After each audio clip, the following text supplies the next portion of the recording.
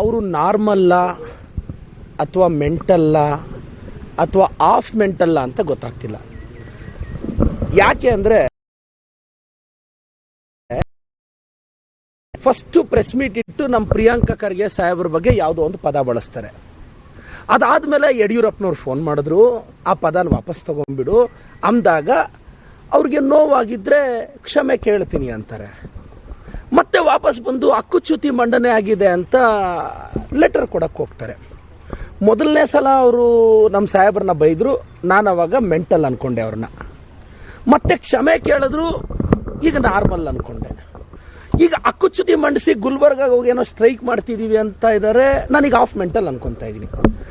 Mental ಆದರೆ ನಿಮಾನ್ಸಿಗೆ ಕಳಿಸಿ, ಬೇಕು ಅಂದರೆ ನಮ್ಮ ಸಾಹೇಬ್ರದ್ದು ಒಂದು ರೆಫರೆನ್ಸ್ ಲೆಟರ್ ಕಳಿಸಿದ್ರೆ ಕೆಲಸ ಬೇಗ ಆಗುತ್ತೆ, ಟ್ರೀಟ್ಮೆಂಟ್ ಕೊಡಿಸ್ಬೋದು.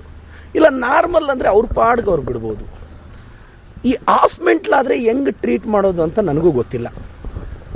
ಛಲವಾದಿ ನಾರಾಯಣ ಸ್ವಾಮಿ ಅವರು ಅನ್ನೋ ಹೆಸರು ರಾಜಕಾರಣದಲ್ಲಿ ಏನಾದರೂ ಚಾಲ್ತಿಯಲ್ಲಿ ಇದೆ ಅಂದರೆ ಅದು ಮಲ್ಲಿಕಾರ್ಜುನ ಖರ್ಗೆ ಸಾಹೇಬ್ರು ಕೊಟ್ಟಿರೋ ಭಿಕ್ಷೆ. ಅಲ್ಲ ರೀ ನಾರಾಯಣ ಸ್ವಾಮಿ ಅವರೇ, ನಿಮ್ಮನ್ನು ರಾಜಕಾರಣಕ್ಕೆ ತಂದಿರೋ ವ್ಯಕ್ತಿ, ಏನೋ ಯಾವತ್ತೋ ರಾಜಕಾರಣದಲ್ಲಿ ಸಂದರ್ಭ ಬಂದಾಗ ಮಾತಿಗೆ ಮಾತು ಬರುತ್ತೆ. ಈ ಪ್ರಕಾರ ಟಾರ್ಗೆಟ್ ಮಾಡಿ ಮಲ್ಲಿಕಾರ್ಜುನ್ ಖರ್ಗೆ ಸಾಹೇಬ್ರನ್ನ ಡೈರೆಕ್ಟ್ ಪಾಲಿಟಿಕ್ಸಲ್ಲಿ ಯಾವತ್ತಾದರೂ ನೀವು ಗೆದ್ದಿದ್ದೀರೇನ್ರಿ? ಇವತ್ತು ಸತತವಾಗಿ 10 ಬಾರಿ ಗೆದ್ದು ಇವತ್ತು AICC ಅಧ್ಯಕ್ಷರಾಗ್ತಾರೆ ಒಂದು ದಲಿತ ಸಮುದಾಯದ ನಾಯಕ ಅಂದರೆ ಅದು ಕಡಿಮೆನೇನ್ರಿ? ನಿಮ್ಮ ಯೋಗ್ಯತೆಗೆ ಒಂದು ಎಲೆಕ್ಷನ್ ನಿಂತು ಗೆಲ್ಲೋ ಇದಿಲ್ಲ, ಬ್ಯಾಕ್ ಡೋರಲ್ಲಿ ಬಂದು ರಾಜಕಾರಣ ಮಾಡ್ತೀರಾ? ಖರ್ಗೆ ಸಾಹೇಬ್ರ ಕುಟುಂಬಕ್ಕೆ ಈ ಪ್ರಕಾರ ನೀವು ಟಾರ್ಗೆಟ್ ಮಾಡಿದ್ರೆ ದೇವ್ರು ನಿಮ್ಮನ್ನು ಒಳ್ಳೇದು ಮಾಡ್ತಾನೇನ್ರಿ?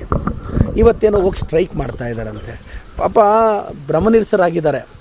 ಅಶೋಕ್ ಅವ್ರು ಒಂದು ಕಡೆ, ವಿಜೇಂದ್ರ ಅವ್ರು ಒಂದು ಕಡೆ, ಛಲವಾದಿ ಅವ್ರು ಒಂದು ಕಡೆ. ಇವ್ರು ಯಾವಾಗ ಯಾವ ಕಡೆ ಹೊರಟೋಗ್ತಾರೋ ಗೊತ್ತಿಲ್ಲ.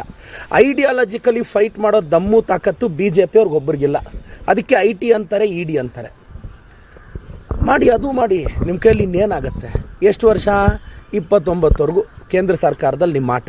29ಕ್ಕೆ ನಮ್ಮ ಖರ್ಗೆ ಸಾಹೇಬರ ಸಾರಥ್ಯದಲ್ಲಿ ನಮ್ಮ ಪಕ್ಷ ಬರುತ್ತೆ, ನನಗೆ ಭರವಸೆ ಇದೆ. ರಾಹುಲ್ ಗಾಂಧಿಯವರು ಪ್ರಧಾನಿಗಳಾಗ್ತಾರೆ. ಅದಕ್ಕೆ ನಾವೆಲ್ಲ ಹೋರಾಟ ಮಾಡ್ತೀವಿ.